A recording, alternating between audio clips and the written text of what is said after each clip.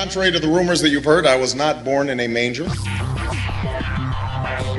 was actually born on Krypton and sent here to save the planet Earth. We cannot continue to rely only on our military in order to achieve the national security objectives that we've set.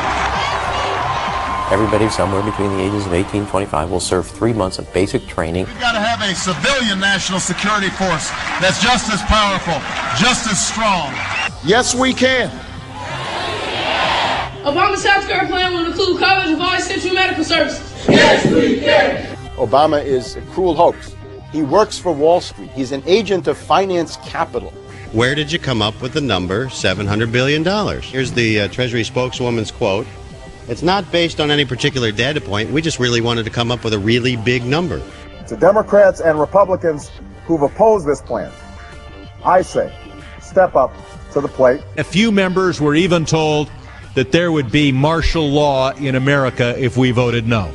Secretary Henry Paulson is no George Washington. I don't think anyone questions, Mr. Kashkari, that you're working hard. Our question is who you're working for.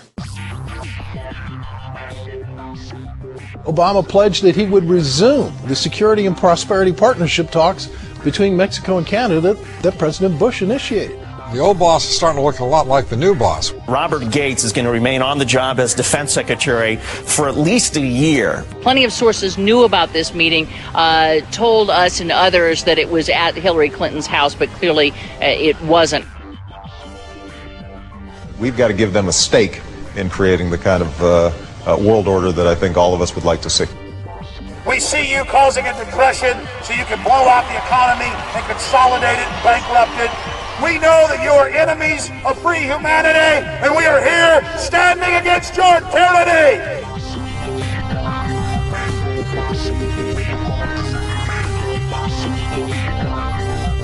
The Obama deception. The truth strikes back.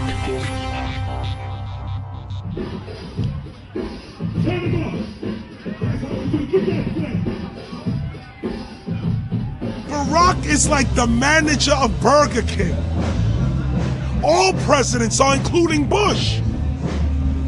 It's like this: when your fries are cold, if your burger is not done right, you go back to Burger King, America, or your government, and you say, my burger's cold, I want new fries.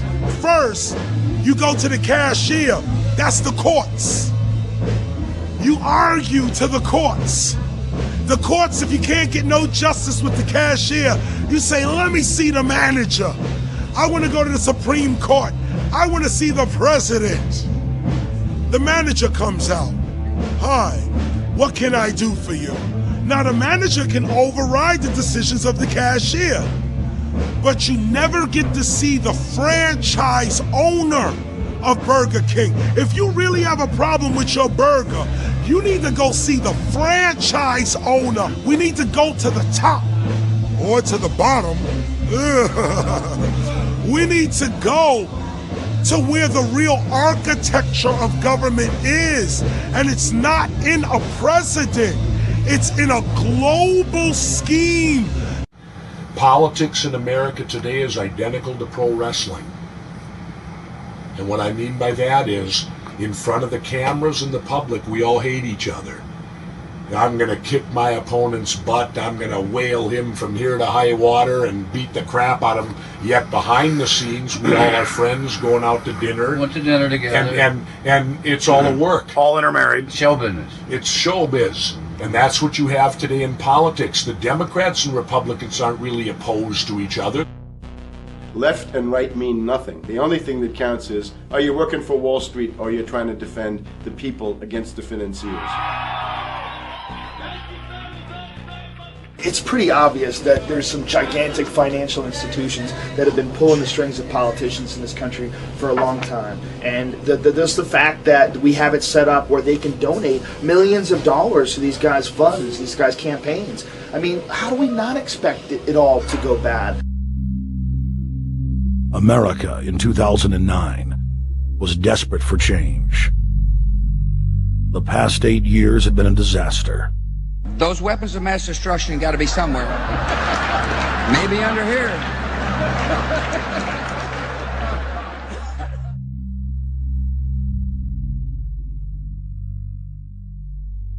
George W. Bush, who had claimed to be a conservative, had tripled the size of the federal government, shredded the Constitution, and destroyed the image of the United States worldwide. Nope, no weapons over there. Endless wars, over 1 million dead Iraqis, and more than 5,000 dead U.S. troops. The Patriot Act, warrantless domestic wiretapping and spying, the end of Posse Comitatus, the rise of the treasonous North American Union, a deepening recession sliding towards total economic collapse. These factors and other abuses had the American people in a state of panic for their future and the very existence of the United States. The elite were in trouble. The people were beginning to see through their facade, past their front man, and to the ruling elite behind the throne. For the first time in U.S. history, both parties were universally hated. Congress had a 9% approval rating. The globalist agenda had stalled. And then, onto the scene came a man who promised change. Change we could all believe in. Barack H. Obama promised to end the war and bring our troops home fast. He pledged to uphold the Constitution and to stop the federal government from spying on the American people. Candidate Obama told American workers that he was going to get them out of NAFTA and GATT. And he's already breaking those promises. In this film, we will prove that Obama says one thing and does another, and that he works for the very same elite interests that Bush served, the very interest engineering the financial collapse and formation of a dictatorial world government. This film is not about left or right. It is nonpartisan. Our past documentary films are among some of the most damning indictments of George W. Bush and his administration that have ever been made. If humanity has any hope of effecting real change for the better, it will not come from the Madison Avenue false reality makers who have cast Barack Obama as the savior of the world. To alter our course from tyranny to liberty, to defeat the corrupt elite, we must get past the puppets and confront the real power structure of the planet. Now we can see a new world coming into view. A world in which there is the very real prospect of a new world order. Webster Griffin Tarpley is an accomplished geopolitical analyst and historian. Among his scholarly works are the unauthorized biographies of George Herbert Walker Bush and Barack Hussein Obama. Since Bush the elder made his speech at the United Nations back in September of 1990 talking about the New World Order, I think I've become confused about what's actually going on in the world. The New World Order is a more palatable name for the Anglo-American world empire. It's the planetary domination of London, New York, Washington over the rest of the world. It's hard to get people to join that or think they have a part in it if you call it the Anglo-American world empire. If you call it the New World Order, then people in India or someplace like that or the European Union might think, well, there's something in that for us too. But that's not what it is. It's the Anglo-American New World Order. It's really the old world order. It's the British Empire morphing into the American Empire. The U.S.-British world empire is what you're going to get. Combines of powerful men have always battled with each other over the levers of power. Gerald Celente is recognized as one of the world's foremost trends forecasters and is the founder of the Trends Research Institute. People that are knowledgeable know that the fight that this country has been waging since its inception is for the central bankers not to take over the country. And that's why people like Andrew Jackson were elected. And that's why people revere people like Thomas Jefferson and others. The takeover's happened, and it's a corporate takeover. Agents of the Bank of England, attempted to assassinate President Andrew Jackson on multiple occasions because of his resistance against a private central bank being set up in the United States. And it was something that Abraham Lincoln warned.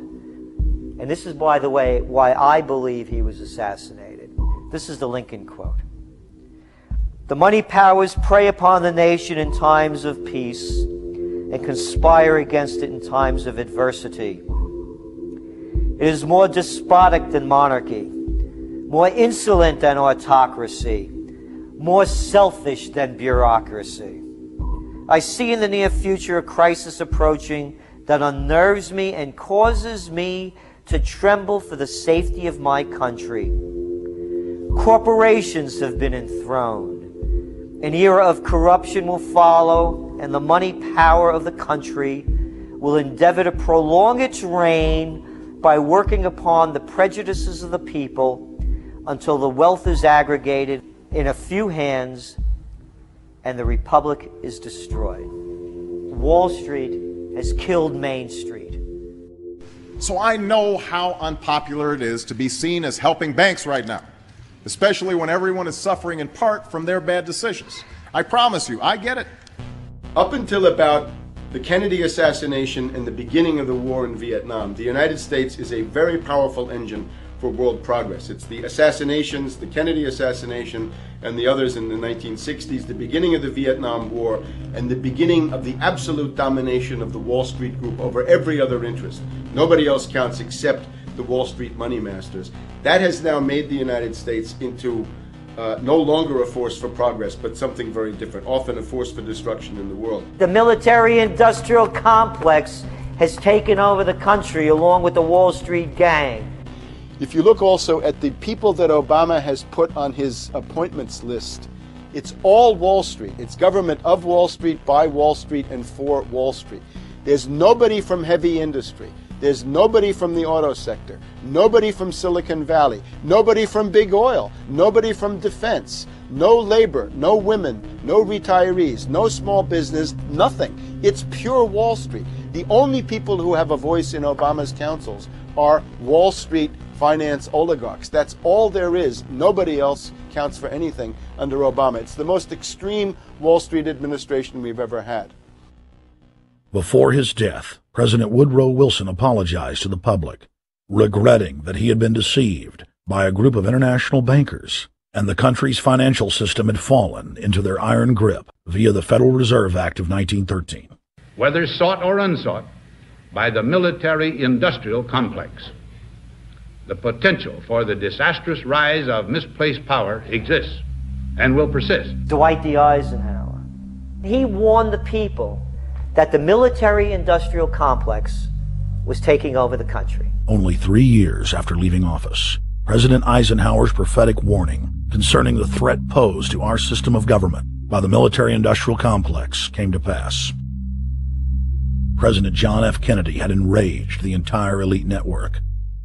Now, Kennedy was brought in as somebody who was expected to be a puppet. It was thought that his pro-Nazi father, Joseph P. Kennedy, the bootlegger, the speculator, would guarantee that Kennedy would be obedient to the establishment.